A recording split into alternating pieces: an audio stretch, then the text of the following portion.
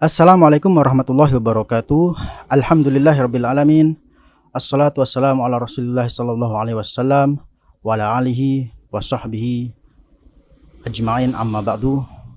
Para rekan aktivis yang saya hormati, pada hari ini Ahad 2 Februari 2022 kita akan mencoba untuk secara perdana melakukan diskusi online melalui media voice note yang akan dibagikan bersama. Nama kegiatan kita pada hari ini adalah program BAP atau Banyuwangi Aktivis Podcast. Acara ini akan mendiskusikan segala hal permasalahan yang terkait dengan pembelaan terhadap masyarakat dan mendiskusikan solusi terhadap permasalahan masyarakat. Acara ini akan saya pandu sebagai host. Nama saya Muhammad Naufal Taftazani. Baiklah, langsung saja pada inti acara. Untuk hari ini sebagai pengawal tema diskusi kita adalah tentang program jaminan hari tua atau JHT dari BPJS Ketenagakerjaan. Kita mendengar berita terbaru tentang JHT bahwa telah diterbitkan dan ditandatangani program jaminan hari tua nomor 2 tahun 2022 dari Peraturan Menteri Tenaga Kerja yang menyebutkan JHT dalam pasal 4-nya itu menyebutkan JHT bisa dicairkan saat memasuki usia pensiun atau usia 56 tahun. Peraturan ini menuai protes keras dari publik. Sekilas tentang JHT itu sendiri. Bagi para aktivis yang belum tahu, JHT adalah program dari BPJS Ketenagakerjaan, yaitu di mana para pekerja membayar iuran atau premi 2% dan pemberi kerja 3,7%, yang kemudian dana tersebut akan dikelola oleh BPJS Ketenagakerjaan melalui berbagai macam instrumen, semisal melalui surat utang negara, obligasi, dan lain sebagainya, yang hasilnya akan diberikan kembali kepada pekerja sebagai bentuk jaminan hari tua. Harapannya program ini seperti itu. Namun polemik yang terjadi di masyarakat adalah sebelum diundangkannya Permenaker nomor 2 tahun 2022, yaitu Permenaker yang tahun 2015, JHT bisa diambil oleh pekerja apabila pekerja tidak lagi bekerja di perusahaan, baik yang mengundurkan diri maupun yang mengalami PHK. Sedangkan setelah terbit Permenaker tahun nomor 2 tahun 2022, JHT hanya dapat diambil setelah berusia 56 tahun. Inilah yang menjadi permasalahan. Ini topik menarik untuk kita mintakan tanggapan para aktivis sekalian. Yang pertama, saya mintakan kepada Bapak Yudo Paretno untuk menanggapi, mohon ditanggapi melalui voice note secara tegas dan lugas. Untuk waktu dan tempat kami persilahkan. Terima kasih. Assalamualaikum warahmatullahi wabarakatuh. Terima kasih waktu yang diberikan kepada saya menanggapi polemik tentang JHT ini, karena banyaknya gejolak yang timbul, dan itu bisa dilihat dari banyaknya demo-demo yang dilakukan kaum buruh di beberapa daerah, dan itu juga direspon kemudian di mana di DPR, dalam hal ini mungkin Ketua DPR juga menghimbau kemudian agar dimusyawarahkan kembali, artinya peraturan menteri tentang JHT yang bisa dinikmati oleh kaum buruh itu pada usia yang mencapai usia yang sampai 56 tahun itu ternyata tidak membawa dampak yang maslahat. Maka tentu dalam hal ini peraturan menteri itu harus segera direvisi atau bahkan memang harus dicabut memang, karena undang-undang apapun kalau itu harus dibuat maka harus memenuhi unsur manfaat dan maslahat, di mana sudah terpenuhikah unsur adil di dalam perundangan itu ketika itu dibuat. Dan di sini kita melihat ada banyak sisi lemah atau persoalan-persoalan yang timbul ketika seorang buruh atau karyawan itu tidak bekerja dalam usia yang mencapai pada usia yang sudah ditentukan seperti yang termaktub dalam peraturan JHT tersebut. Maka ini akan membawa masalah tersendiri, karena ternyata perundangan itu benar-benar tidak bisa menyelesaikan masalah apa yang menjadi keinginan kaum buruh, yaitu menikmati dari uang hasil keringatnya sendiri. Dan ini memang peraturan menteri ini terkesan ada banyak tendensi yang merugikan kaum buruh, bisa disikapi dan dilihat seperti itu. Saya kira itu dulu pendapat yang bisa saya sampaikan. Ya, terima kasih atas tanggapannya Bapak Yudo Praitno. Poin yang bisa kita garis bawahi dari tanggapan Pak Yudo ini bahwa Permenaker JHT 56 tahun ini tidak membawa dampak maslahat dan harus direvisi dan dicabut. Dan poin yang kedua, dalam membuat peraturan ini tentu harus dipenuhi unsur keadilan. Sedangkan program JHT ini yang hanya bisa diambil pada usia 5 tahun ini, apakah sudah terpenuhi unsur adilnya? Itu yang menjadi pertanyaan dari Pak Yudo, dan kita juga menyimpulkan bahwa memang unsur keadilannya patut dipertanyakan. Ya, itu tanggapan dari Pak Yudo. Selanjutnya tanggapan dari tanggapan dari Ustadz Gufron, dipersilahkan waktu dan tempatnya. Terima kasih. Perkenankan kami untuk urun pendapat. Sejauh yang kami pahami dalam Islam, bahwa kebutuhan-kebutuhan yang mendasar dari rakyat berupa pendidikan, berupa kesehatan, keamanan, dan kebutuhan-kebutuhan yang lainnya yang prinsip dan mendasar dipenuhi oleh negara.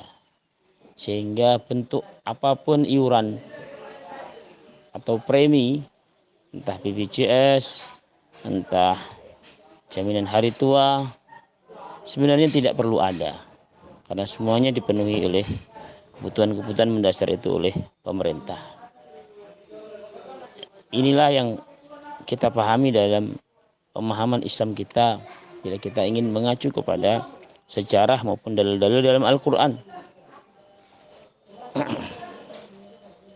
Nah, ketika program-program ini telah ada, maka tentunya karena ini hanya berupa simpanan, seharusnya ketika kemudian simpanan ini kita butuhkan untuk kita ambil, ya tidak ada peraturan apapun yang harus kemudian menjerat atau mempersulit simpanan kita ini untuk kita ambil.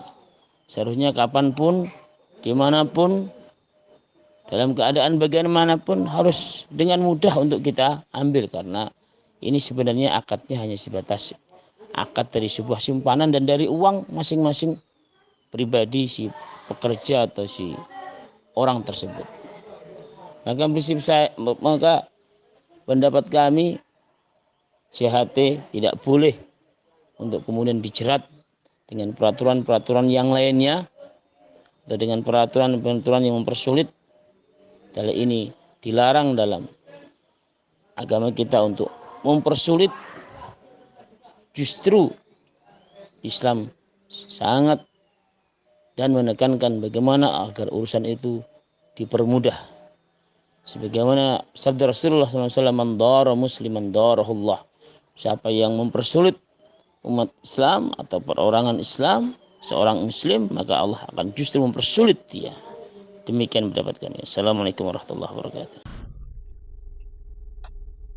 Alhamdulillahirrahmanirrahim. Jadi berikut tadi tanggapan dari Ustadz Gufron.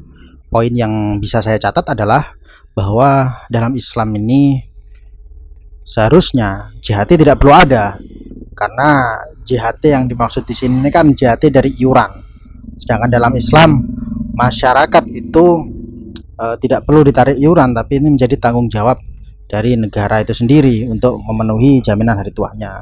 Kemudian poin selanjutnya, tidak boleh ada aturan yang mempersulit JHT. Itu seperti itu kesimpulannya, sebagaimana sabda Rasulullah yang sudah disampaikan oleh Ustadz Gufron. Itu sama saja dengan adanya aturan ini, sama saja mempersulit begitu, karena uang-uangnya sendiri mau diambil tidak bisa. Ya, pembicara ketiga selanjutnya Syekh David, dipersilakan. Di sini ya Bang Noval, Afwan tadi kok tahu-tahu off ya. Jadi saya cuman sederhana komentar saya bahwa selama pemerintahan beliau ini mana yang janji-janji beliau yang ada, yang ditepati lah gitu. Jadi saya kesimpulan dari kedua pembicara yang sangat bagus tadi uraiannya dari Pak Yudo dan Ustadz Gufron sudah lengkap. Saya cuma nambahin bahwa ini sebetulnya saya pikir cuma sebagai trik aja ya. Trik untuk mendapatkan uang dari rakyat, salah satunya dari JHT ini untuk membayar bunga-bunga hutang. Ya itu aja kesimpulan saya yang sangat sederhana ini. Mudah-mudahan nggak salah. Demikian. Assalamualaikum warahmatullahi wabarakatuh.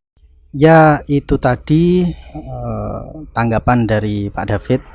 Poin utama yang bisa saya garis bawah di sini, memang JHT 56 tahun ini patut diduga ini sebagai trik dari pemerintah untuk menghimpun dana dari rakyat guna membayar bunga hutang negara. Ya, bisa jadi demikian, namun ya kita tidak tahu pastinya. Baiklah, mungkin penanggap selanjutnya ada pendapat atau informasi yang bisa dibagikan di sini, dipersilahkan. Landasan ekonomi kita sebenarnya sudah sangat bagus ya, terutama kalau kita melihat pasal 33 di Undang-Undang Dasar 1945. Bukankah di sana dikatakan bahwa perekonomian itu disusun sebagai usaha bersama berdasarkan asas kekeluargaan. Artinya kekeluargaan tentu lebih mengutamakan asas yang berkeadilan demi kesejahteraan bersama. Kemudian di pasal yang sama juga dikatakan bahwa bumi, air, beserta kekayaan alam yang terkandung di dalamnya dikuasai oleh negara. Termasuk di dalamnya adalah cabang-cabang produksi. Nah, itu juga digunakan untuk sebesar-besar kemakmuran rakyat. Jadi kata kuncinya adalah sebesar-besarnya kemakmuran rakyat. Nah, ini yang kemudian menjadi landasan ekonomi kita dalam bernegara. Nah, kemudian dalam pekan-pekan terakhir ini kita dihebohkan dengan ramainya pemberitaan tentang demo buruh yang menuntut bahwa JHT, jaminan hari tua, yang ditentukan berusia 56 tahun itu ketika ada seorang buruh karena diberhentikan atau PHK atau karena mengundurkan diri, maka sebelum berumur 56 tahun dana tersebut belum bisa dicairkan. Nah, ini yang menurut para buruh sangat tidak berkeadilan. Kalau misalnya seseorang di PHK di usia 35 tahun, berarti pada saat itu belum bisa menerima jaminan hari tuanya, sehingga harus menunggu di usia 56 tahun. Artinya masih menunggu kira-kira 20 tahun kemudian. Dan ini terasa berat di saat kondisi bangsa kita yang dalam 2 tahun lebih ini dihantam pandemi COVID. Perekonomian kita yang sedang payah ini, jika kemudian buruh diperlakukan sangat tidak adil, ini juga akan mempengaruhi stabilitas negara, khususnya di kalangan kaum buruh yang merasa diperlakukan secara tidak adil. Nah, tentu saya sebagai seorang Muslim mengingat sekali apa yang dikatakan oleh Rasulullah bahwa berilah upahmu sebelum keringatnya kering. Artinya rasa keadilan itu bagi seorang pekerja itu ketika mereka telah usai dan tuntas mengerjakan pekerjaannya, maka hak mereka untuk menerima gaji yang telah ditentukan dan disepakati bersama. Jika kalau ada seseorang pekerja misalnya kesepakatan awal gaji akan diberikan pada hari Sabtu misalnya, maka di setiap hari Sabtu itu bagi pemberi kerja harus memberikan hak pekerjaannya itu untuk memberikan gaji. Demikian pula kalau misalnya kesepakatan gaji akan diberikan pada akhir bulan, artinya pada saat awal bulan berikutnya, para pemberi kerja ini berkewajiban untuk memberikan gaji karyawannya pada akhir atau awal bulan berikutnya. Tidak diulur-ulur, sehingga sebelum keringat mereka kering, setelah pekerjaan tuntas dikerjakan dengan baik, maka mereka berhak untuk menerima upah gitu kan. Nah, kembali kepada CHT, maka harusnya juga begitu. Begitu mereka sudah di PHK atau mengundurkan diri, maka seketika itu pula harusnya hak mereka harus diberikan. Kalaupun misalnya harus menunggu waktu karena ada proses administrasi dan lain-lain, maka ya sekiranya tidak terlalu lama, itu baru kemudian berkeadilan. Tapi kalau harus menunggu di usia 56 tahun, ini asas keadilan kita yang kemudian dipertanyakan. Kalau misalnya harus menunggu puluhan tahun, lalu dana itu dikemanakan, itu kan apa disimpan atau kemudian diputar kembali? Nah, ini yang menjadi pertanyaan kita. Nah, sementara kalau itu dihimpun di seluruh Indonesia, buruh-buruh yang semestinya sudah mendapat haknya karena harus menunggu usia 56 tahun, tentu nilainya juga sudah sangat besar ya. Nah, ini yang kemudian kita semua memiliki empati kepada kalangan buruh untuk memperjuangkan hak-hak sebagai warga negara yang sama yang untuk mendapatkan keadilan. Saya kira ini pendapat saya terkait dengan hiruk pikuk tentang jaminan hari tua bagi kalangan pekerja atau buruh. Demikian. Terima kasih banyak atas tanggapan, informasi dan ilmunya yang sangat padat oleh Ustadz Ihsan Subha, yang perlu kita ambil pelajaran dari apa yang disampaikan beliau, bahwa sebenarnya landasan ekonomi kita pasal 33 Undang Dasar 1945 ini harus tetap dipegang teguh sebagai landasan dalam menjalankan ekonomi negara. Dan yang kedua terkait masalah JHT ini sendiri, tentu ini tidak sesuai dengan salah satu prinsip kaidah hadis yang dinyatakan Rasulullah, yaitu berilah upah pekerja itu sebelum keringatnya kering. Maka kesimpulannya, kalau JHT itu juga harusnya diberikan setelah buruh atau pekerja itu tidak bekerja, baik melalui mengundurkan diri atau PHK. Itu setidaknya yang pelajaran yang bisa kita ambil.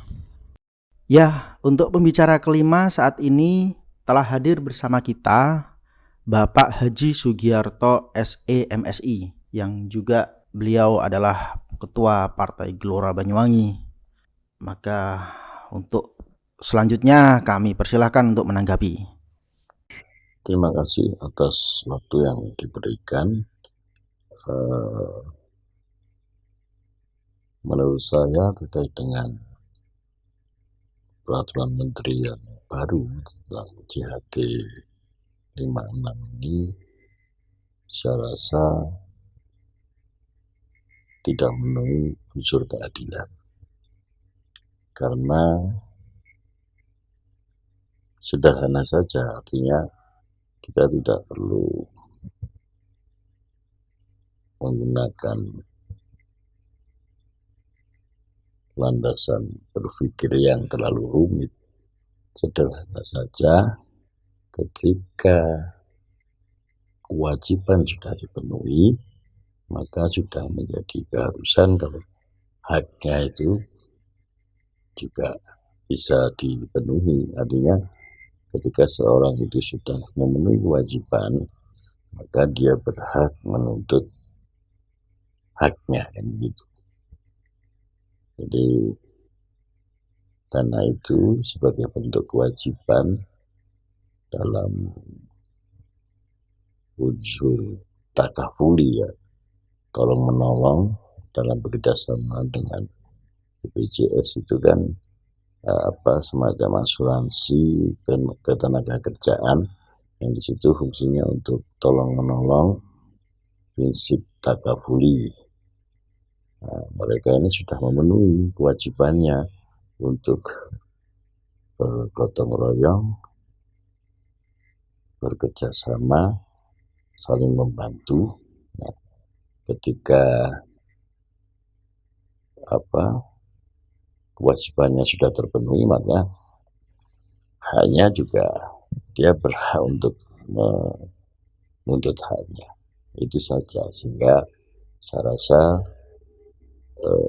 peraturan menteri itu perlu ditinjau kembali, bahkan mungkin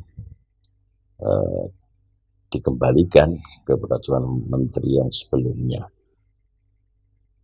Kalau pertanyaannya aman atau tidak, itu sangat bergantung dengan kebijakan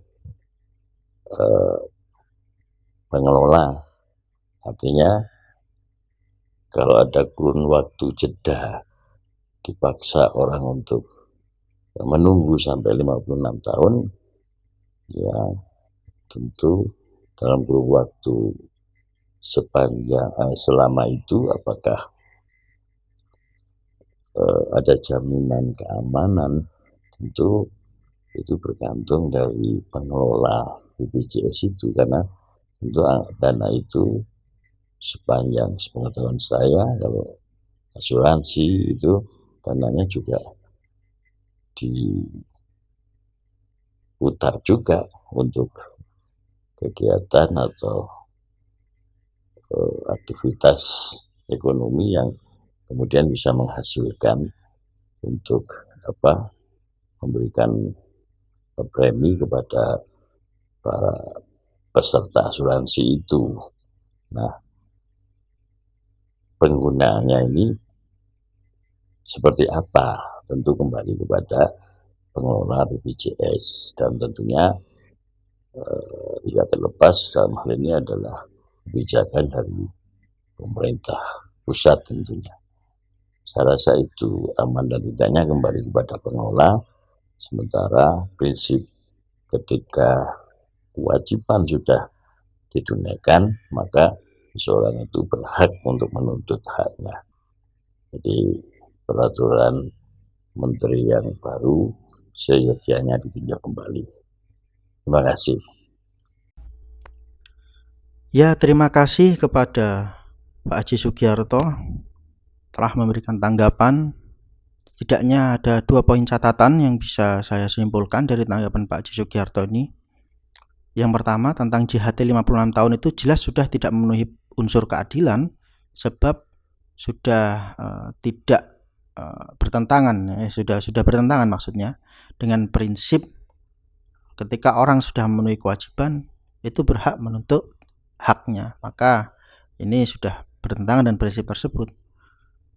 Dengan yang saya juga ingat tadi kata-katanya BPJS Ketenagakerjaan ini fungsinya itu saling menanggung ya, sebenarnya tolong menolong, saling menanggung, prinsip tafakuli itu yang kita tahu dalam Islam.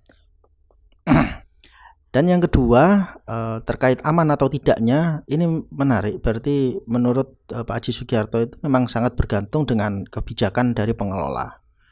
Sebab dana asuransi itu kan diputar dalam instrumen ekonomi agar menghasilkan. Nah, kalau waktunya lama sekali 56 tahun, apakah ada jaminan keamanan? Ya kembali ke kebijakan dari dana pengelolanya. Apakah prosesnya ataupun di mana ditaruhnya ya. Terima kasih atas ilmunya.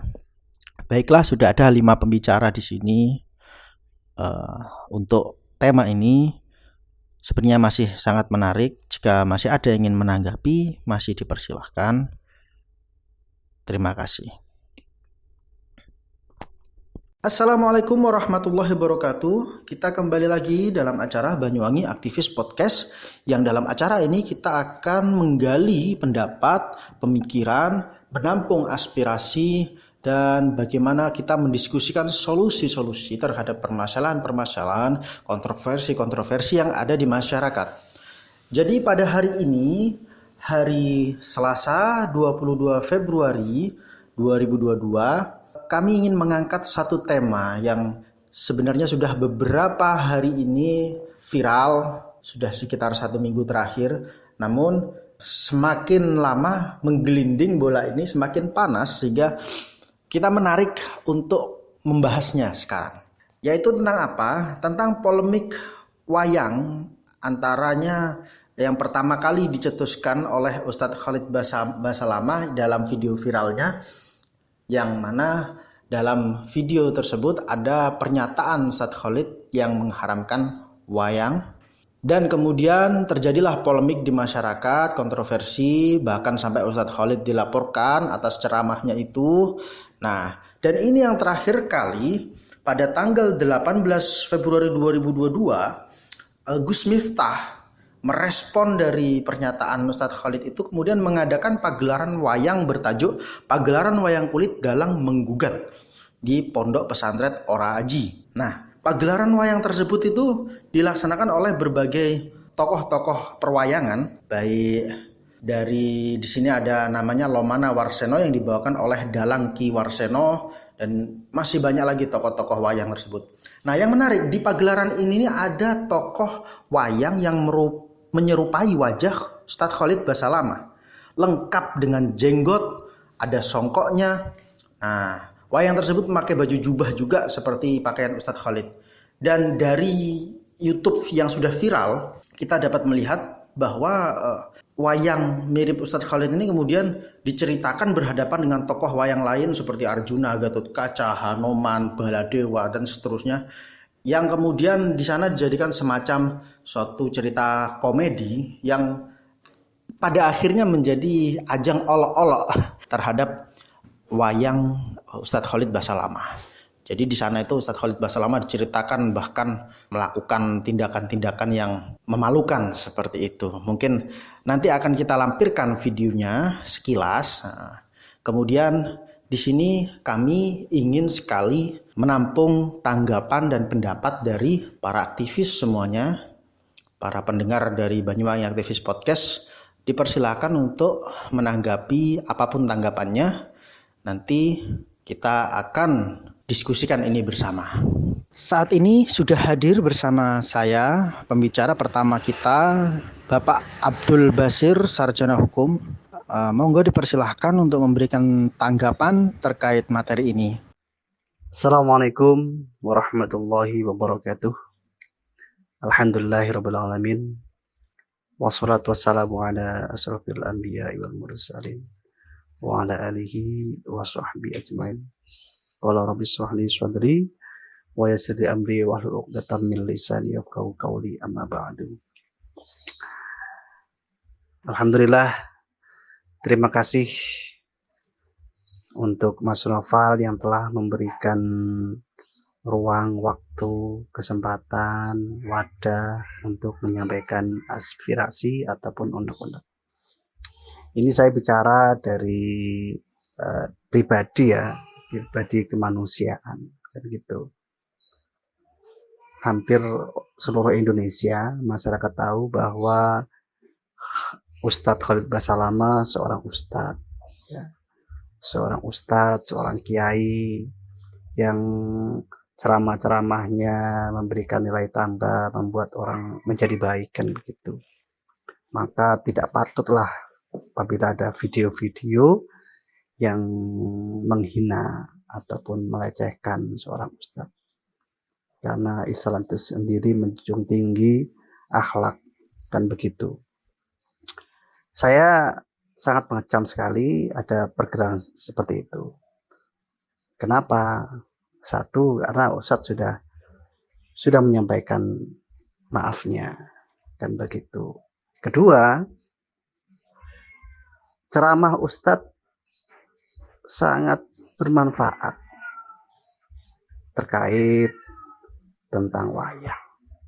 Nah, kenapa seperti itu?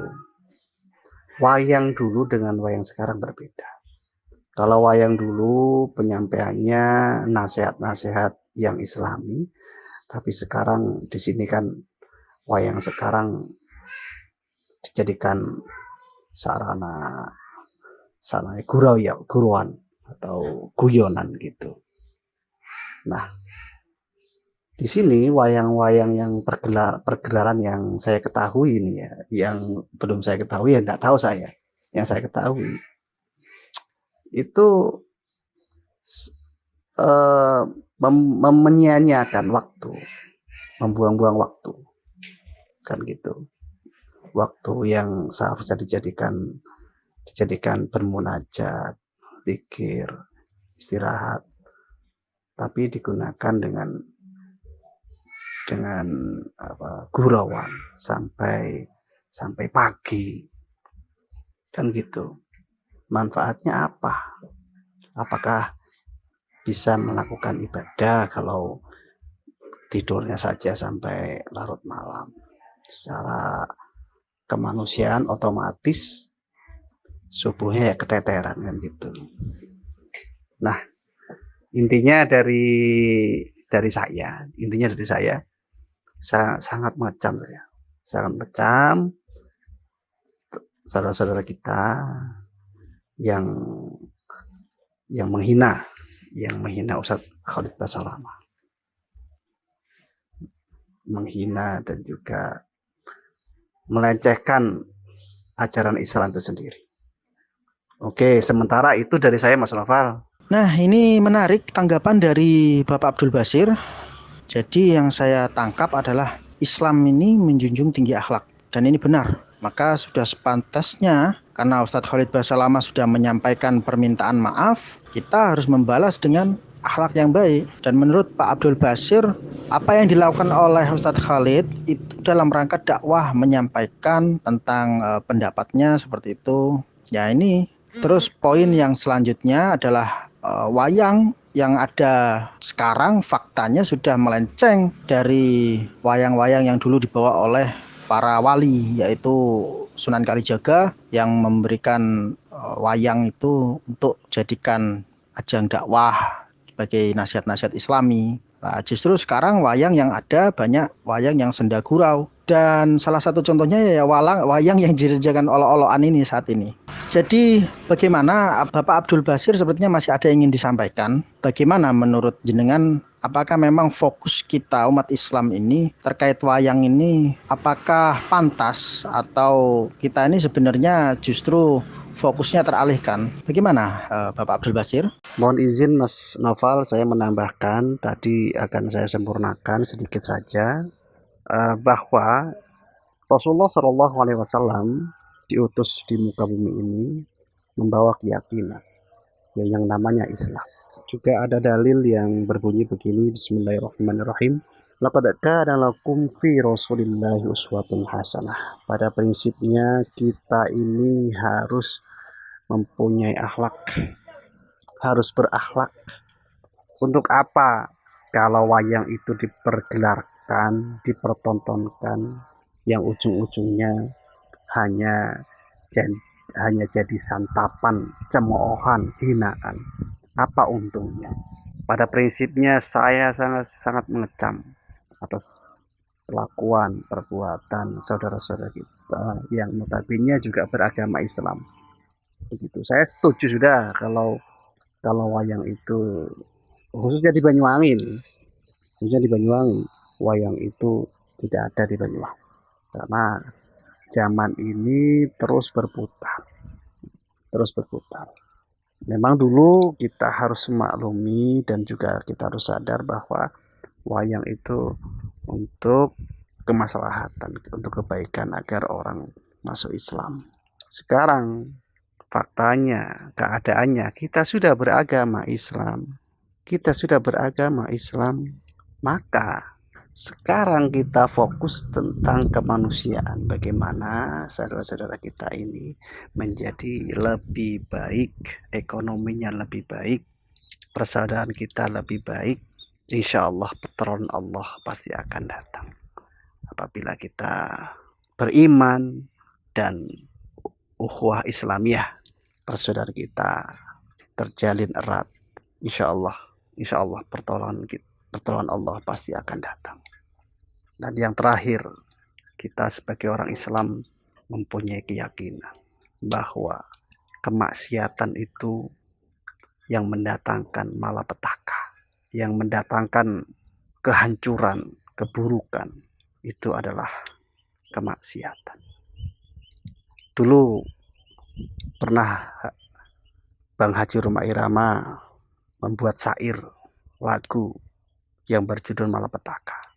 Insya Allah kita bisa teringat dan ada nilai tambah kalau kita mendengarkan sebuah lagu itu. Seperti ini lagunya. tiap malapetaka di dalam dunia. Mungkin itu karena ulah manusia. Mengapa banjir melanda, membawa bencana? Tanyakan dirimu. Jadi yang bisa disimpulkan Bapak Abdul Basir ya, wayang ini buat apa ditampilkan jika hanya jadi ajang olok-olok dan tidak memberikan manfaat. Nah, seperti itu. Kalau memang ada manfaat, maka itu ya bagus-bagus saja wayang ini untuk ditampilkan seperti itu. Karena dulu wayang digunakan untuk mendakwakan agar orang masuk Islam. Nah, ini yang menurut Pak Basir ini, kalau sekarang sudah orang-orangnya sudah Islam semua, ya tugas selanjutnya adalah bagaimana memperbaiki orang Islamnya, memperbaiki kemanusiaannya, ekonominya, keimanannya, ya kan? Itu bagus sekali pendapatnya. Terima kasih banyak. Baiklah, para pendengar semua, ini kita kedatangan satu tokoh aktivis yang bernama Kapten Rudi Kamseno. Alhamdulillah menyempatkan waktu saat ini sambil bertugas sedang menavigasi kapal, memberikan tanggapannya terkait materi ini, terkait materi yang viral saat ini. Dipersilakan kepada Kapten Rudi, apa yang ingin ditanggapi? Assalamualaikum warahmatullahi wabarakatuh. Menanggapi kisah cerita tentang Ustadz Khalid Basalamah yang dibuat berkonotasi negatif dalam sebuah wayang, lepas dari masalah latar belakang apapun yang mengawali kejadian ini, menurut saya bahwa ulama, kiai atau ustadz adalah salah satu dari sekian simbol agama yang kita tahu. Jadi penggambaran Ustadz Khalid Basalamah dalam wayang sebagai seorang yang sedang bertransaksi dengan PSK dan dihajar dengan salah satu tokoh wayang, itu merupakan penghinaan terhadap salah satu simbol agama, yang berarti ya penghinaan terhadap agama itu sendiri. Karena ulama, ustadz, kiai adalah pewaris para nabi, dan itu jelas ditayangkan secara umum.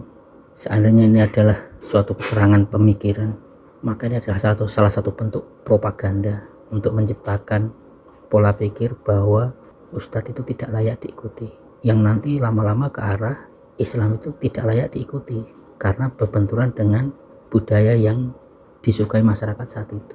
Menurut saya sementara itu tidak terlalu banyak yang bisa saya sampaikan. Semakin banyak saya pikirkan, semakin bikin marah hati, bikin panas hati, karena kondisi negara ini betul-betul mengizinkan untuk menginjak-injak Islam dari segala sisi. Terima kasih. Jazakallah khairan. Wassalamualaikum warahmatullahi wabarakatuh.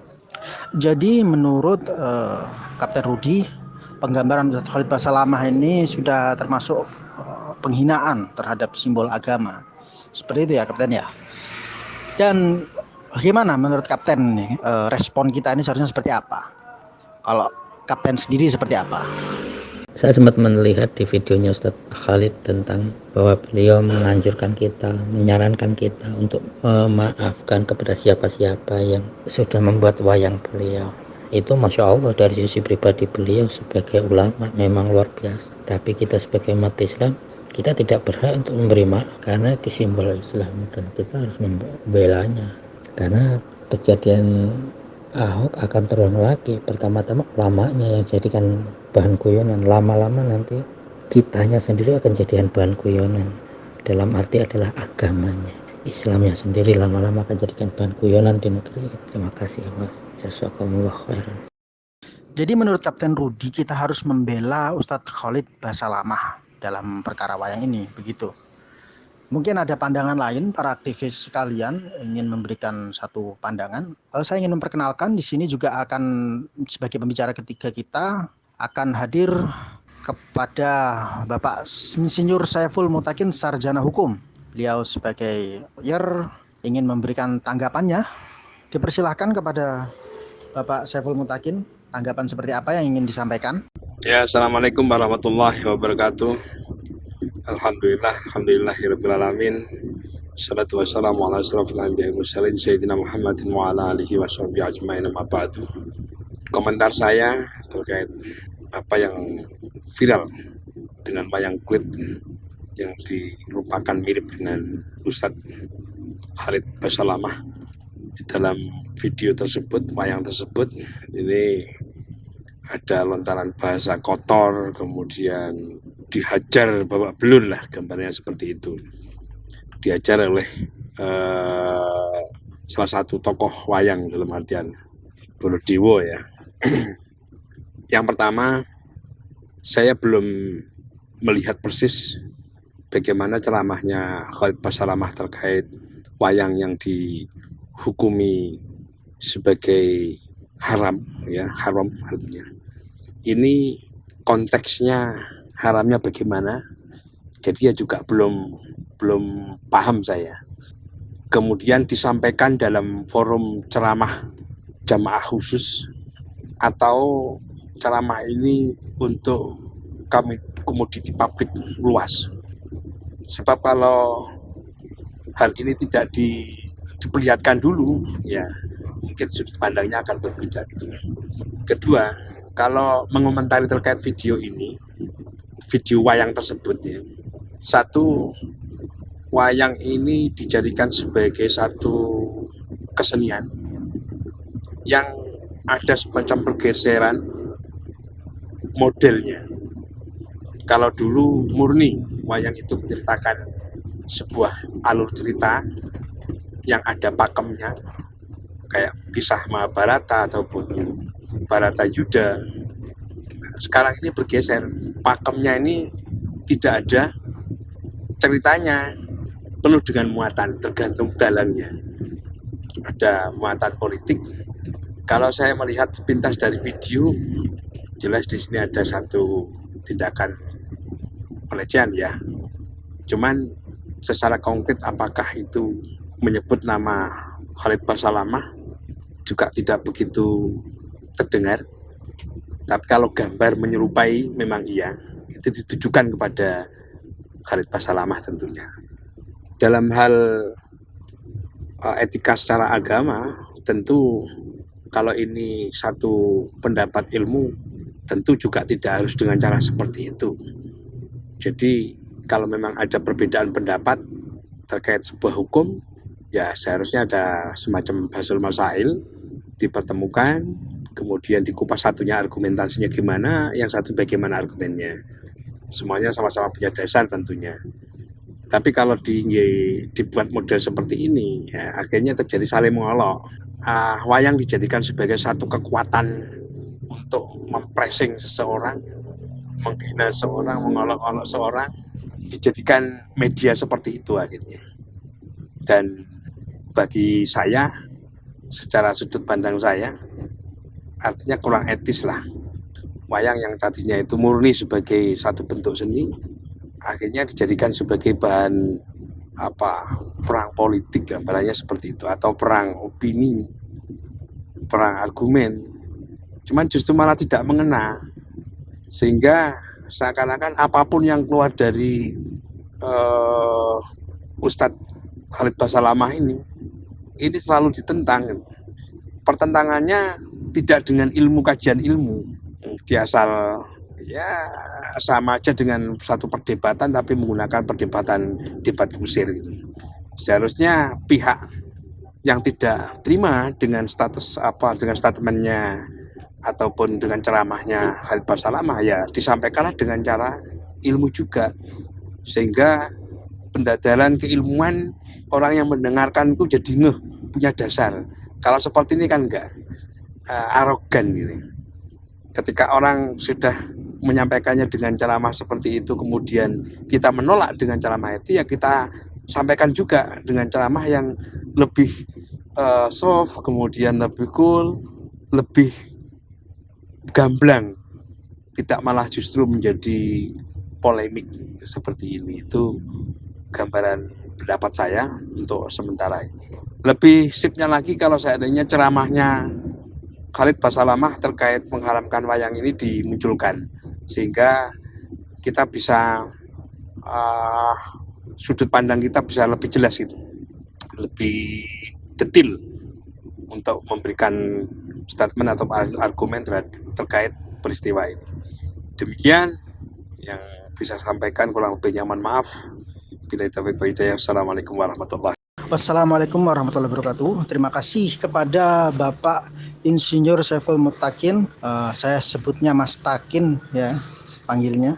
Jadi kurang etis memang menurut Mas Takin ini jika wayang yang dulunya murni bentuk seni malah sekarang dijadikan ajang perang politik yang tidak mengena. Dan saya juga sepakat dengan pendapat Mas Takin bahwa pertentangan tentang wayang ini seharusnya ya diselesaikan dengan kajian ilmu. Jika ada yang mengharamkan dengan dalil-dalil tertentu, maka yang memperbolehkan ya harus memberikan kajian ilmu agar tidak terjadi debat kusir. Nah, ini saya juga setuju. Terima kasih atas tanggapannya dari 3 pembicara ini. Masih terbuka bagi yang ingin menanggapi diskusi kita terkait wayang ini. Untuk pembicara keempat kali ini kita kehadiran Ustadz Hakim, seorang guru Ustadz ya yang salah satu pondok di Banyuwangi, juga ingin memberikan kita juga harus menimba ilmu dari beliau terkait permasalahan ini. Bagaimana respon beliau? Kita persilahkan kepada Ustadz Hakim untuk menanggapi. Monggo Ustadz. Bismillahirrahmanirrahim.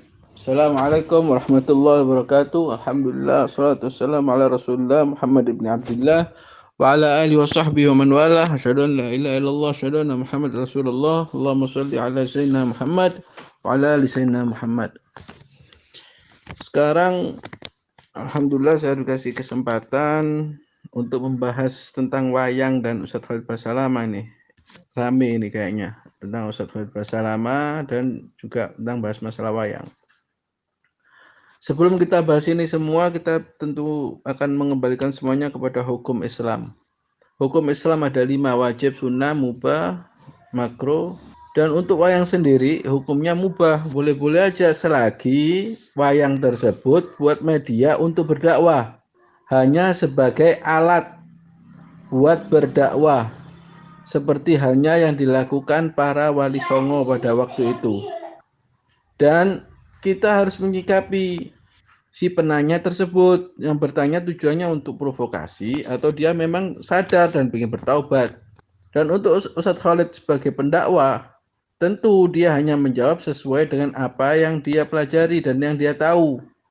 Sekarang si penanya tanyanya di wilayahnya Ustadz Khalid Basalamah, jelas dia akan mengatakan haram. Jadi sangat nggak layak kalau Ustadz Khalid Basalamah diperiksa oleh pihak aparat cuma gara-gara dia menjawab tentang masalah wayang tersebut. Dan wayang bisa jadi haram kalau isinya untuk provokasi, kalau isinya tidak sesuai dengan syariat. Sekali lagi, wayang hanya media atau alat untuk berdakwah pada zaman Wali Songo. Tujuan pendakwah Wali Songo adalah mengislamkan budaya, bukan sebaliknya. Itu menurut pandangan saya. Kalau ada salah, saya minta maaf yang sebesar-besarnya. Ini cuma melihat dari kacamata saya pribadi. Wa'alafu minkum. Assalamualaikum warahmatullahi wabarakatuh. Waalaikumsalam warahmatullahi. Terima kasih Ustadz tanggapannya. Ya menarik sekali tanggapan dari Ustadz ini. Sebab wayang ini menurut Ustadz ini kan hanya sebuah alat. Alat sebagai media dakwah yang pada zaman Wali Songo. Nah yang jadi pertanyaan ini zaman sekarang ini orang-orang ini apakah wayang ini masih relevan? Kalau sekarang ini kan ada media sosial, ada YouTube kan. Kalau sebagai media. Kalau dibuat sekarang ini wayang untuk media, hanya untuk alat, untuk berdakwah, nggak masalah. Seperti halnya kita contoh dengan cara kita berdakwah lewat YouTube. YouTube adalah alat media untuk kita berdakwah. Facebook misal atau apapun itu jenisnya termasuk wayang. Asalkan tujuannya benar dan tidak menyimpang daripada syariat yang sudah ditetapkan. Tujuannya tidak bertentangan dengan syariat. Ya. Seperti wa inna ma yanbaghi ayyakuna da'i aliman bima yad'u ilaih. Selayaknya seorang dai harus tahu penuh tentang hal yang disampaikan. Juga dalam Tanwirul Qulub disebutkan, wa man lam yuqallid wahidan minhum wa qala ana a'malu bil kitabi was sunnati mudda'iyan fahumul ahkam minhuma fala yusallimu lahu bal huwa mukhti dhallun mudil sima fi hadha zaman alladhi amma fihi al-fisq wa kathurat fihi ad-da'wa batilah.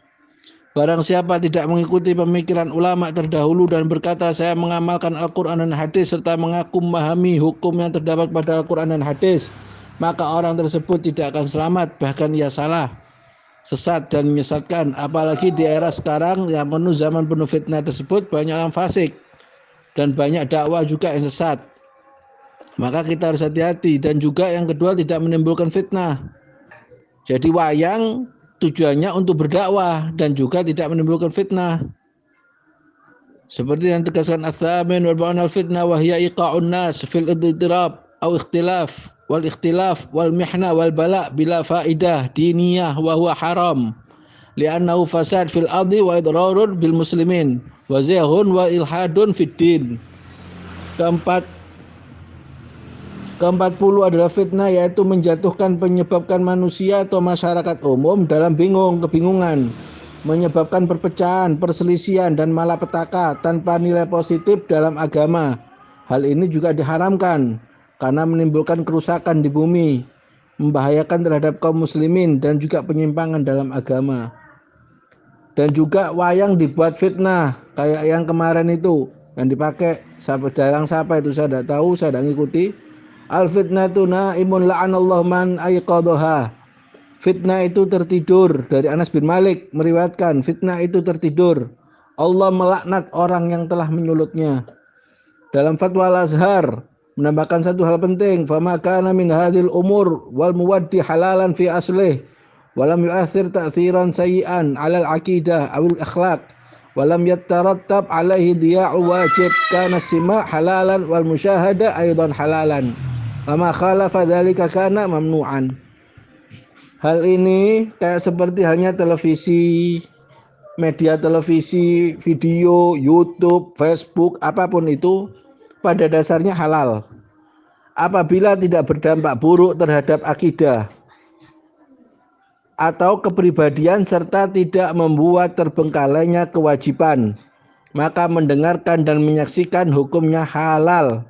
Apabila sebaliknya, maka harus dilarang atau dicegah. Jadi wayang tersebut kita kembali lagi kepada hukumnya boleh, tapi kalau tidak keluar dari jalur syariat. Kalau sudah keluar dari jalur syariat, bisa menimbulkan fitnah, perpecahan atau apapun itu, maka hukumnya tetap haram. Itu aja dari ana. Alafu minkum. Assalamualaikum warahmatullahi wabarakatuh. Jadi intinya tetap ya wayang memang boleh selama itu tujuannya berdakwah dan tidak menimbulkan fitnah. Itu kesimpulan yang bisa kita ambil dari ilmu yang kita dapatkan dari Ustadz Hakim. Terima kasih banyak Ustadz, dan juga alhamdulillah sudah 4 pembicara yang kita dengarkan lumayan berbobot semua ini, alhamdulillah. Mungkin untuk sesi kali ini kita tutup dulu. Jika ada yang ingin menanggapi lagi, akan kita buka sesi selanjutnya. Namun sudah cukup untuk satu sesi part ini, 4 pembicara dalam satu rangkaian video. Silakan untuk apabila ini ada yang ingin menambahi atau ingin memberikan tanggapan lainnya, hubungi saya di nomor di 082 313 706 869 terkait Banyuwangi Aktivis Podcast. Sekian, terima kasih. Wassalamualaikum warahmatullahi wabarakatuh.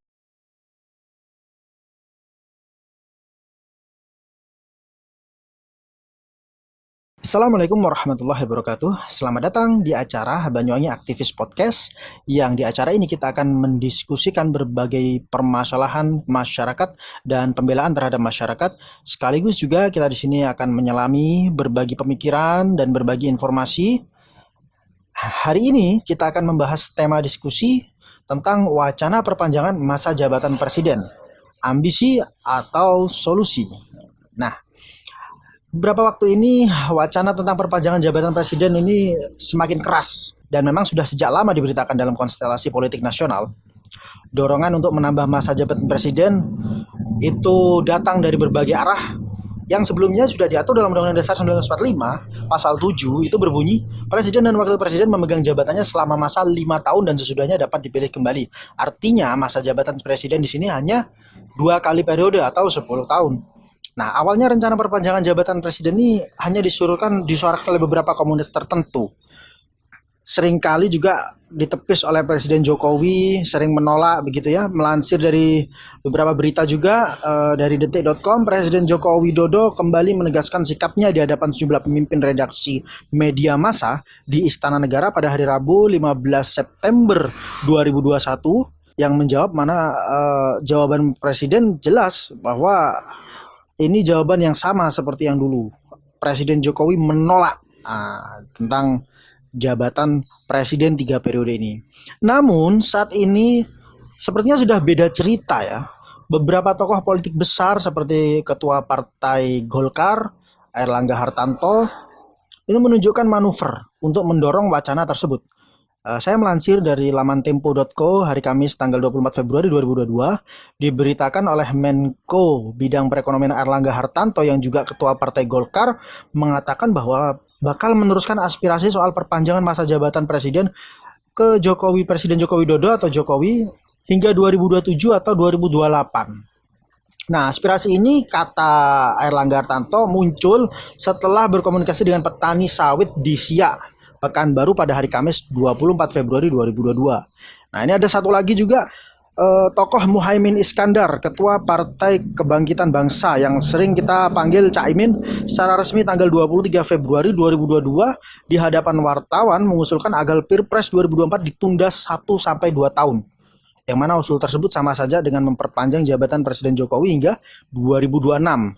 Kemudian ada juga Sekjen Partai Nasdem Johnny Gerard Plate yang juga memberikan satu opsi dalam pernyataannya kepada wartawan bahwa beliau menyatakan bahwa mempertahankan jabatan presiden 2 periode itu sesuai konstitusi, memperpanjang jabatan Presiden Jokowi juga bisa konstitusional jika didahului oleh amandemen Undang-Undang Dasar 1945. Yang terakhir ini yang tidak kalah seru juga, Zulkifli Hasan sebagai Ketua Partai PAN, kami melansir dari tempo.co tanggal 26 Februari 2022, juga terang-terangan mendukung untuk pelaksanaan pemilu 2024 agar ditunda sehingga masa jabatan presiden juga akan diperpanjang. Nah, alasannya adalah bahwa klaim kinerja Jokowi yang baik. Artinya ada peluang dan ambisi yang dibawa para tokoh partai ini untuk memperpanjang masa jabatan Presiden Jokowi melalui amandemen Undang-Undang Dasar 1945. Baiklah, para aktivis semua, ini yang akan kita bahas bersama-sama. Jadi kami menunggu kepada para aktivis untuk memberikan tanggapan dan komentarnya sebagai pembicara di sini, dan kita akan bahas bersama tema ini. Baiklah, pembicara kita saat ini sudah hadir, satu orang tokoh ketua partai di Banyuwangi, Bapak Haji Sugiarto SE MSI, yang juga ketua Partai Gelora Banyuwangi. Nah, kita di sini ingin menanyakan secara langsung terkait bagaimana pandangan, apakah Bapak Haji Sugiarto setuju dengan wacana tema ini atau ada yang ingin disampaikan kepada khalayak terkait wacana ini. Kami sangat menunggu informasi dari para tokoh aktivis semua kepada Bapak Haji Sugiarto. Bagaimana menurut Pak Haji? Bismillahirrahmanirrahim. Assalamualaikum warahmatullahi wabarakatuh. Terima kasih atas kesempatan yang diberikan kepada saya untuk ikut dalam diskusi yang mengambil tema wacana perpanjangan jabatan presiden, ambisi atau solusi di Banyuwangi Aktivis Podcast ini. Sebelum menjawab pertanyaan apakah saya setuju atau tidak setuju terkait dengan perpanjangan masa jabatan presiden, saya ingin sedikit koreksi ya. Jadi menurut saya 2 periode jabatan presiden, gubernur dan bupati ini sebetulnya adalah buah pemikiran American sentris ya, American sentris yang pada waktu itu karena euforia reformasi ya, karena melihat Pak Harto menjabat terlalu lama, terus terjadi seperti apa yang kita lihat, maka banyak yang berpendapat perlu pembatasan masa jabatan presiden, yaitu kemudian mungkin merujuk ke Amerika yang 2 periode. Meskipun sebetulnya 2 periode itu menurut saya masih perlu dikaji ulang apakah sesuai dengan Indonesia yang sedang tahap pembangunan ini, karena menurut saya 2 periode ini sepertinya tidak cukup ya. Kalau kita perhatikan bagaimana dulu Pak Karno dan Pak Harto itu dalam memimpin bangsa ini, kalau kita perhatikan khususnya pada Pak Harto ya, karena kalau pada Bung Karno itu kan masih dalam masa pergolakan, masa revolusi, sehingga euforia perjuangan itu masih sangat kental sekali ya, terus ada banyak separatis dan sebagainya, sehingga untuk dirujuk untuk menjadi role model masa jabatan presiden ini masih belum bisa. Tapi pada masa Orde Baru saya rasa sudah cukup ya. Pada masa Pak Harto itu terjadi proses pembangunan kepemimpinan yang bagus ya. Justru suksesnya Pak Harto itu yang nampak gitu ya di periode ketiga, bahkan puncaknya di periode keempat.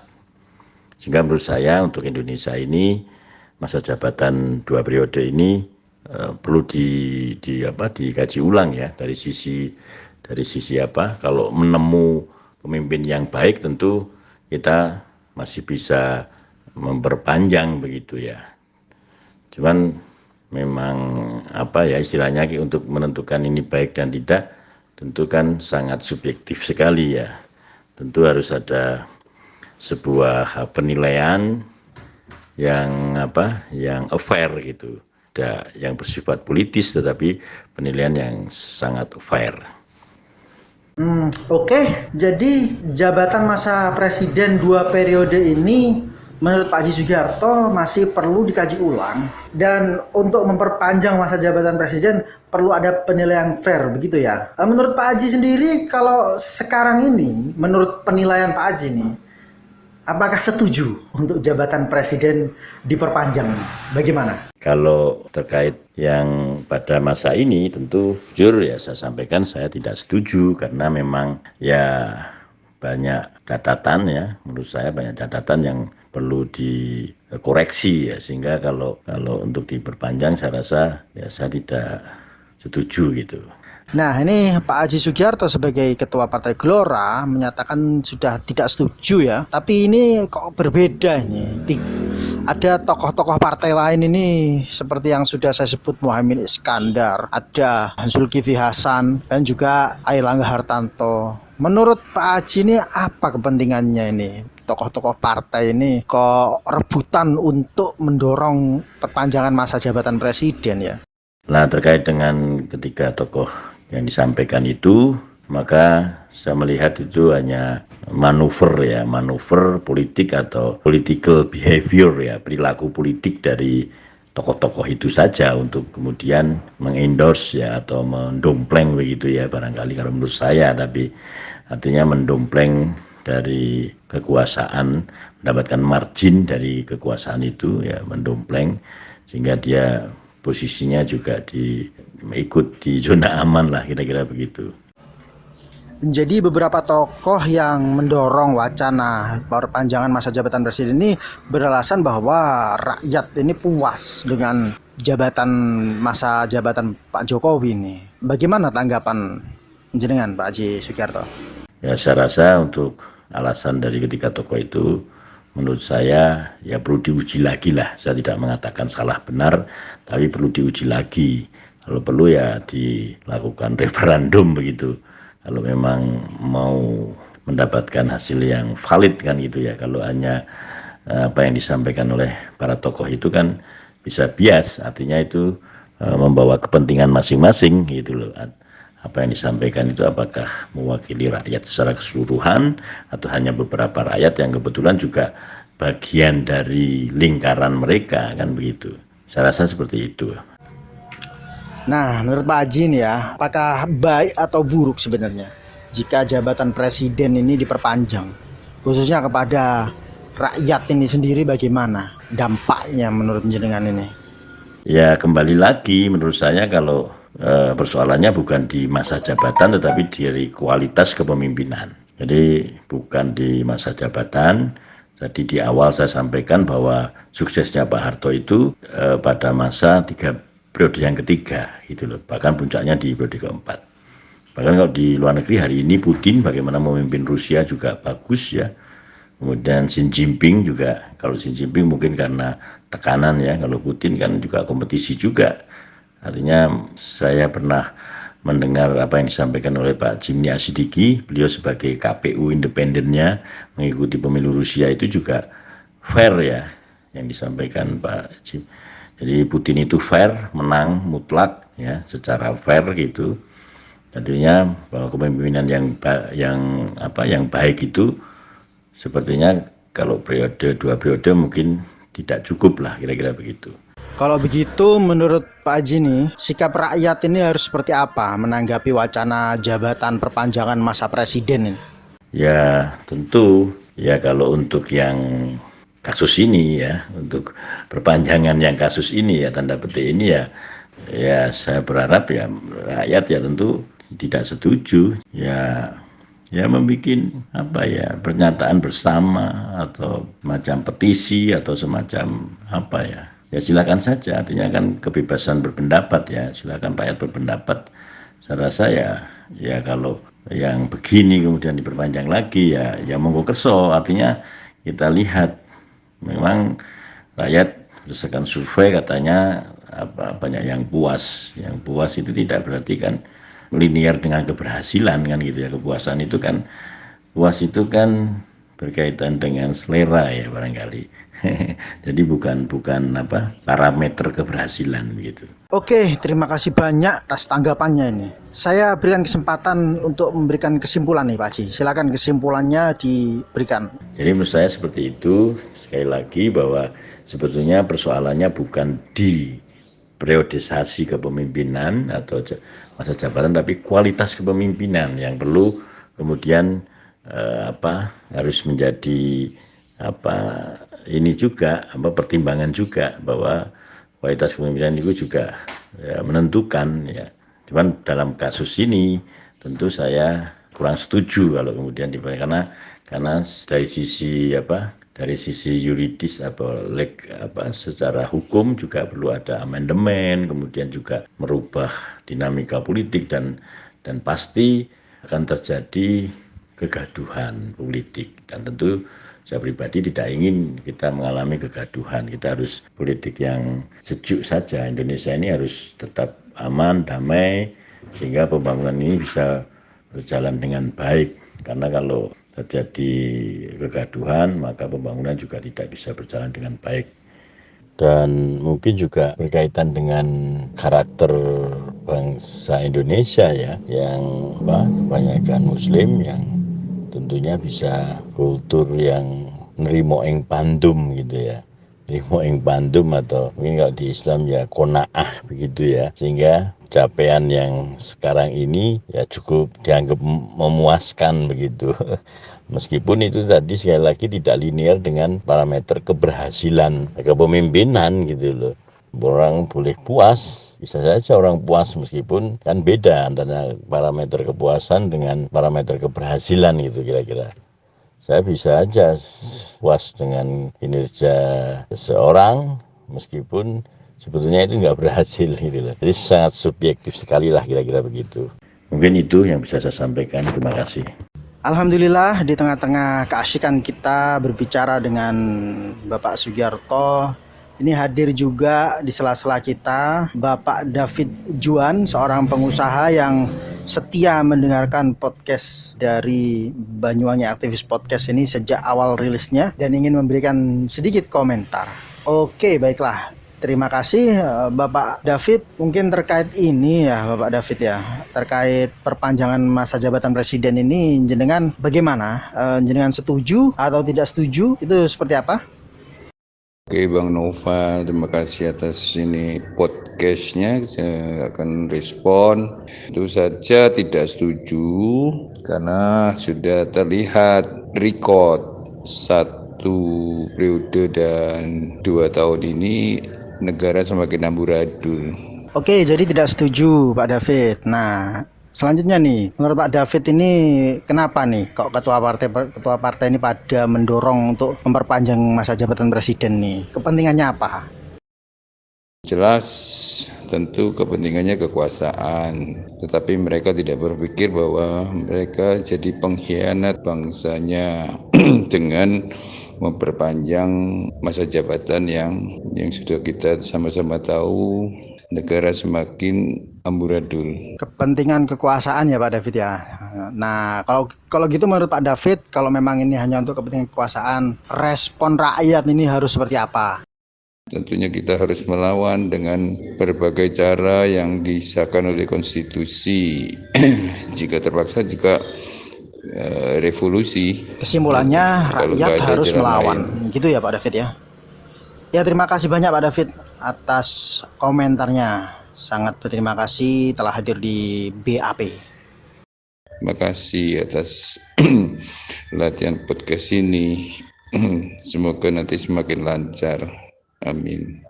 Oke, baiklah. Pembicara ketiga kita ini adalah salah satu tokoh LSM di Banyuwangi, yaitu Bapak Yudo Prayitno. Salah satu tokoh senior kita ini ingin memberikan pandangannya. Sudah hadir di hadapan kita saat ini.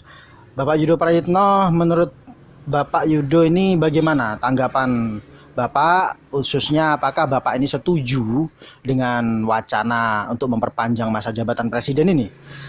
Bagaimana? Bismillahirrahmanirrahim. Assalamualaikum warahmatullahi wabarakatuh. Menanggapi wacana presiden 3 periode, tentu ini adalah sebuah bentuk pelanggaran terhadap undang-undang, karena Undang-Undang Dasar 45 tidak mengatur tentang itu, dan Undang-Undang Pemilu pun tidak mengatur tentang pemilihan presiden tunggal. Sehingga wacana ini di awal sudah merupakan bentuk penyimpangan terhadap undang-undang. Sementara Indonesia ini adalah negara hukum yang supremasi hukum itu pada posisi paling atas, di mana kemudian kita harus tunduk dengan aturan hukum yang sudah kita buat. Kalau kemudian kita melakukan sesuatu yang tidak diatur dalam perundang-undangan, namun kemudian undang-undang itu dibuat untuk sebagai pembenar dari langkah terhadap sebuah kepentingan besar, kepentingan apapun itu, kepentingan untuk menambah panjang kekuasaan presiden atau pada hal-hal yang lain, ini adalah satu bentuk demokrasi yang tidak sehat, karena kita melanggar aturan itu sendiri. Oke, jadi menurut Bapak Yudo ini wacana untuk memperpanjang jabatan presiden ini jelas-jelas merupakan pelanggaran Undang-Undang Dasar dan juga termasuk praktek demokrasi yang tidak sehat, begitu ya. Tapi kalau menurut ini kan cara aturan ya, aturan main. Tapi kalau menurut Bapak sendiri bagaimana? Apakah masa jabatan presiden ini memang harus apakah benar-benar tidak bisa diperpanjang? Karena tadi pembicara Bapak Sugiharto menyatakan sebenarnya ya sah-sah saja diperpanjang selama ini baik, mensejahterakan dan seterusnya. Nah, kalau pandangan Pak Yudo sendiri bagaimana? Terkait wacana jabatan presiden 3 periode ini, tentulah ada alasan-alasan yang menjadi pertimbangan sehingga wacana jabatan presiden 3 periode ini digulirkan untuk segera direlasikan. Kalau alasan utamanya atau landasan yang mendasari digulirkannya wacana jabatan presiden 3 periode ini karena selama 2 periode presiden tersebut telah menjalankan roda pemerintahannya ini benar-benar membawa dampak kesejahteraan rakyat yang menjadi lebih baik, maka saya kira sah-sah saja wacana tersebut digulirkan. Namun jika wacana jabatan presiden 3 periode ini bukan karena alasan kinerja presiden selama 2 periode itu cukup bagus, atau bukan karena alasan menuntaskan program-program mensejahterakan rakyat yang sudah berjalan baik, untuk segera dituntaskan. Kalau bukan karena alasan itu, apalagi kemudian ada sisi lain, sebuah kepentingan besar di balik wacana jabatan presiden 3 periode itu, misalnya karena penguasa ingin melanggengkan kekuasaannya atau kepentingan-kepentingan besar dari sekelompok tertentu agar kekuasaannya untuk bisa lebih langgeng. Ini yang berbahaya. Baik, jadi untuk memperpanjang jabatan presiden menurut Bapak Yudo sah-sah saja selama alasannya itu alasan yang rasional seperti itu. Mungkin ya pendapatnya menguatkan dari pendapat dari Bapak Sugiarto tadi. Nah, cuma ini menurut Pak Yudo nih ya, untuk sekarang ini kenyataannya ini seperti apa? Apakah pantas atau tidak seandainya masa jabatan ini diperpanjang khususnya kepada Bapak Presiden Jokowi ini? Bagaimana menurut Pak Yudo? Kalau kita melihat kenyataan yang terjadi, kalau alasan utama yang mendasari adalah kinerja presiden, justru selama 2 periode ini kinerja presiden ini gagal total. Artinya tidak sesuai, banyak janji-janji selama kampanyenya yang tidak direalisasikan, dan yang terjadi kemudian rakyat semakin menderita. Ada banyak kesengsaraan-kesengsaraan yang terjadi pada masyarakat kita saat ini selama kepemimpinan Presiden Jokowi selama 2 periode. Jadi kenyataannya justru bertolak belakang ya. Fakta yang disampaikan oleh para tokoh partai ini kan menurut mereka tingkat kepuasan Jokowi ini tinggi. Tapi kalau menurut Pak Yudo di lapangan justru bukan ketidakpuasan, bisa dibilang kesengsaraan yang terlihat. Nah, ini kira-kira nih dampaknya seperti apa kalau seandainya ini dipaksakan, ini masa jabatan presiden ini diperpanjang dan dipaksakan untuk diperpanjang? Dampaknya secara legal yuridisnya seperti apa, atau mungkin ada dampak lain? Dan sekalian disimpulkan juga tanggapan dari Bapak Yudo. Dalam regulasi hukum kita yang diatur di dalam undang-undang, di mana setiap warga negara Republik Indonesia memiliki kesempatan dan hak yang sama untuk dipilih dan memilih. Dalam konteks wacana presiden 3 periode ini akan menutup kesempatan bagi warga negara Republik Indonesia yang lain yang seharusnya memiliki hak yang sama untuk dipilih sebagai calon presiden dengan memenuhi syarat dan kriteria yang diatur oleh undang-undang tentunya. Maka kalau hal seperti ini terjadi adalah sebuah bentuk penodaan, sebuah bentuk pelanggaran dari rasa keadilan dari warga negara Republik Indonesia yang lain, dan ini tidak boleh terjadi.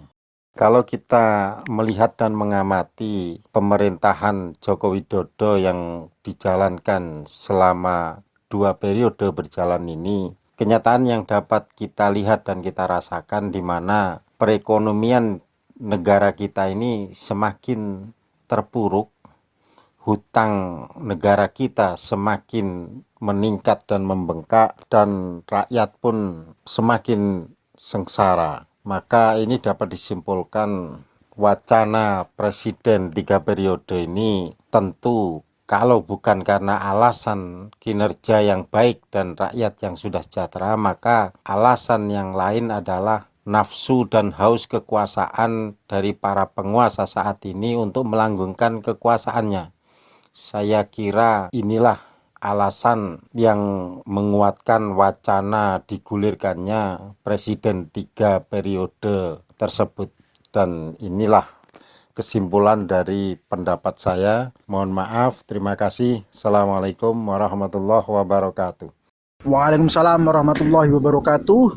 Terima kasih banyak Bapak Yudo Prayitno atas tanggapannya. Semua pembicara bagus-bagus semua, dan kita di sini mendapatkan ilmu-ilmu baru. Tentu saja saya masih membuka untuk para aktivis semua untuk hadir dan bergabung, menghubungi saya jika ada ingin bergabung dalam Banyuwangi Aktivis Podcast. Semua terbuka. Kita akan mengirimkan tema-tema yang akan kita bahas secara rutin, dan mungkin saat ini sudah ada 3 pembicara yang cukup panjang sudah durasinya, maka sebaiknya kita tutup dulu dan kita akan bergabung di lain waktu dalam tema-tema lainnya. Jadi terima kasih banyak sudah mendengarkan podcast saya pada hari ini. Kami dari Banyu Aktivis Podcast memohon maaf sebesar-besarnya jika ada salah-salah kata. Wassalamualaikum warahmatullahi wabarakatuh.